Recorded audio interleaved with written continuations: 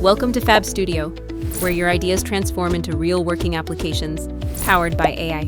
Get started by clicking Generate with AI, or explore quick tips and pick from AI-generated prompts to kick off your journey. Next, select your preset entities and simply hit Next. Set up your new application by adding a name, display name, and selecting your tenant mode.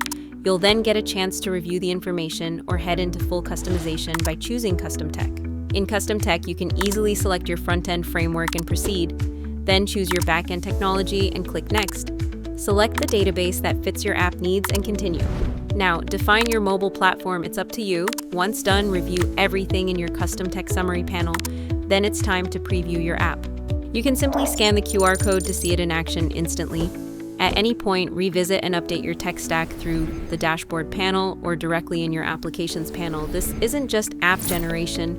This is creation accelerated by AI. At FAB Studio, the future of development is now.